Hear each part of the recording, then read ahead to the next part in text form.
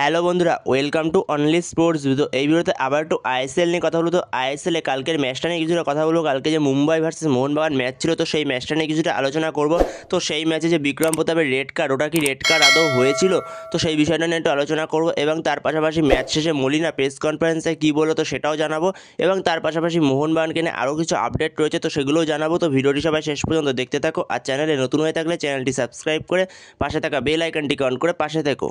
তো সেখানে যদি মোহনবাগানের বেশ কিছু গুরুত্বপূর্ণ আপডেট নিয়ে কথা বলা যায় প্রথমে, তো সেখানে মোহনবাগানের পরের দিন যে ম্যাচটা রয়েছে 8 তারিখ এফসি গোয়ার সঙ্গে, তো সেই ম্যাচে মোহনবাগান কিছু গুরুত্বপূর্ণ প্লেয়ারকে পাবে না।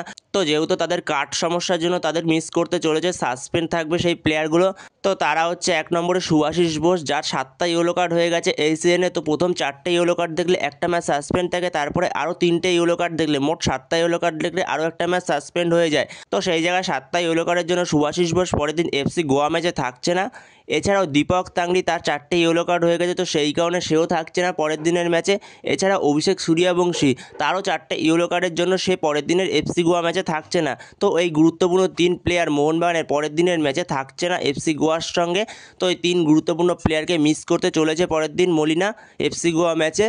তো সেই জায়গায় যদি মুম্বাই আর মোহনবাগানের ম্যাচটার কথা বলা যায় কালকে, তো সেই একই ম্যাচই হলো। সেই ফার্স্ট লেগে ফার্স্ট ম্যাচটা যেরকম হয়েছিল মোহনবাগানের সঙ্গে, মানে যুবভারতী ক্রীড়াঙ্গনে Mohun Bagan versus Mumbai city FC, Mohun Bagan first হাফে 2-0 গোলে এগিয়েছিল প্রথমে। তো তারপরে শেষ মুহূর্তে গিয়ে মুম্বাই সিটি এফসি 2-2 করে ফেলে।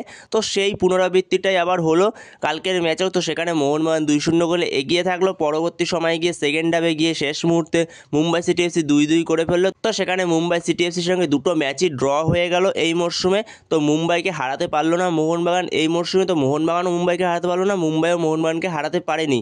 তো সেখানে একটা রিভেঞ্জের ম্যাচ সবসময় মোহনবাগান আর মুম্বাই। তো সেই জায়গায় এই মরশুমে মোহনবাগান মুম্বাইয়ের আরও একবার দেখা হতে পারে, সেমিফাইনাল বা ফাইনালে দেখা হতে পারে।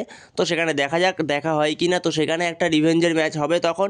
তো এরপরে যদি বিক্রম প্রতাপের রেড কার্ডটা নিয়ে কথা বলা যায়, তো সেখানে বিক্রম প্রতাপের যে রেড কার্ডটা, তো সেই জায়গায় বিক্রম প্রতাপ যে ফার্স্ট ইয়েলো কার্ডটা দেখেছিল, তো ওটা তো ইয়েলো কার্ড ছিল, কারণ ওখানে গোলকিপারদের সবসময় বেশি অ্যাডভান্টেজ থাকে। আর গোলকিপার ভিশাল কায়েত সে বলটাকে গ্রিপ করে নিয়েছে, তবুও ভিশাল কায়েতের হাত থেকে যেহেতু বেরিয়ে গেছিলো, ওই কারণে বিক্রম প্রতাপ সিং বলটার জন্য গেছিলো। তো সে যেভাবে পা বাড়িয়েছিল, তো সেই কারণে ওখানে ভিশাল কায়েতের একটা বড় কোনো ইনজুরিও হতে পারতো। তো সেই কারণে ওখানে রেফারি তাকে ইয়েলো কার্ড দিয়েছে। তো সেখানে ওটা 50-50 থাকলেও, তো সেখানে বিক্রম প্রতাপ সিং যেভাবে বলটার জন্য গেছে, তো সেখানে ভিশাল কায়েতের একটা বড় কোনো ইনজুরিও হতে পারতো। তো ওটা ভাই ইয়েলো কার্ড ছিল।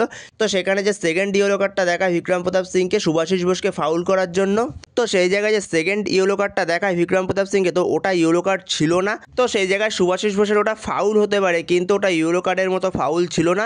তো সেখানে শুভাশিস বোস কিছুটা পড়ে গিয়ে সে প্লে অ্যাক্টিংও করেছে। তো সেখানে প্লে অ্যাক্টিংটা ভাই খেলার একটা অংশ, তো সে করবেই প্লেয়াররা।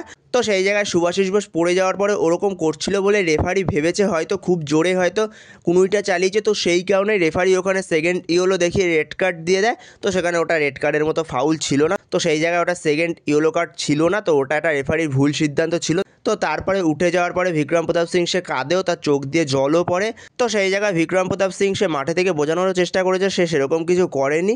তো সেখানে রেফারির যেহেতু সিদ্ধান্ত, তো ওটা তো মেনে নিতেই হবে। তো সেই জায়গায় রেফারি শেষ পর্যন্ত সেকেন্ড ইয়েলো দেখিয়ে রেড কার্ড দিয়ে দেয়, কিন্তু ওটা ইয়েলো কার্ড ছিল না।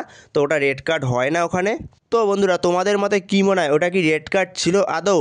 তো সেখানে বিক্রম প্রতাপকে ওই রেড কার্ডটা রিজার্ভ করতো? তো তোমাদের মতামত অবশ্যই কমেন্টে জানিও এই বিষয়ে। তো এরপরে মলিনা সে মুম্বাইয়ের সঙ্গে 2-2 গোলে ড্র করার পরে সে কী বললো, তো সেখানে মলিনা বলল, প্রথম 45 মিনিট দারুণ খেলেছি, সত্যিই ভালো, কিন্তু দ্বিতীয়ার্ধের শুরুটা ততটা ভালো ছিল না। মুম্বাইয়ের প্লেয়ার লাল কার্ড দেখার পরে আমরা যখন একজন বেশি ছিলাম, তখনও আমরা ভালো খেলতে পারিনি। তো আমরা কালকে মোহনবাগান এসজির মতো খেলতে পারিনি। তো এরপরে মলিনা আরও বলে, আসন্ন ম্যাচগুলোতে এরকমভাবে খেলতে আমি চাই না। আমার কাছে বিষয়টি সহজ, আমাদের সেইভাবেই খেলতে হবে। আমরা যেভাবে প্রতিদিন অনুশীলন করি, যেভাবে আমরা প্রতিটি ম্যাচ খেলি, আমাদের অন্যরকম কিছু চেষ্টা করা উচিত নয়। তো এরপরে মলিনা আরও বলে, মুম্বাইয়ের প্রশংসা করে মলিনা বলে, আমাদের একজন খেলোয়াড় বেশি থাকার ফলেও মুম্বাই সিটি এফসি যথেষ্ট সংগঠিতভাবে খেলে। সত্যি বলতে আমরা বেশি চাপের মধ্যে ছিলাম না, দুটো সেট পিস ছাড়া ওরা সেরকম সুযোগ তৈরি করতে পারেনি। তবে আমরা সেট পিসে বেশি শক্তিশালী ছিলাম, কিন্তু সেট পিস থেকে আজকে 2টো গোল হজম করেছি।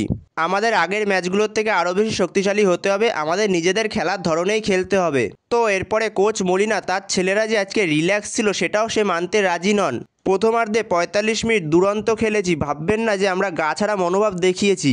আমরা ম্যাচটা ভালোভাবে শুরু করেছি, ভালোভাবে খেলেছি এবং ডিফেন্ডও করেছি, তার সঙ্গে 2টো গোলও করেছি। আমরা ওদের ঘরের মাঠে খেলছিলাম, ওরা পরের দিকে আরও ভালো খেলা শুরু করে। হয়তো আমরা প্রথমার্ধের মতো ভালো খেলতে পারিনি, কিন্তু পরের দিকেও ভালো খেলেছি। কিন্তু আমাদের একজন বেশি খেলোয়াড় থাকা সত্ত্বেও আমরা ব্যবধান ধরে রাখতে পারিনি। সঠিকভাবে আমরা বল মুভ করাতে পারিনি, অনেক মিসপাসও করেছি। এটা আমাদের খেলার ধরন নয়। এই ম্যাচটা আমাদের আরও একবার শিক্ষা দিল। তো মলিনা ম্যাচ শেষে প্রেস কনফারেন্সে এগুলোই বলে। তো বন্ধুরা, এই ভিডিওতে এই পর্যন্তই। তো এই ভিডিওতে এই আপডেটগুলো নিয়ে আলোচনা করার ছিল। তো ভিডিওটি ভালো লাগলে অবশ্যই লাইক শেয়ার সাবস্ক্রাইব করতে ভুলো না। তো নেক্সট ভিডিওতে দেখা হচ্ছে, ততক্ষণের জন্য বাই বাই।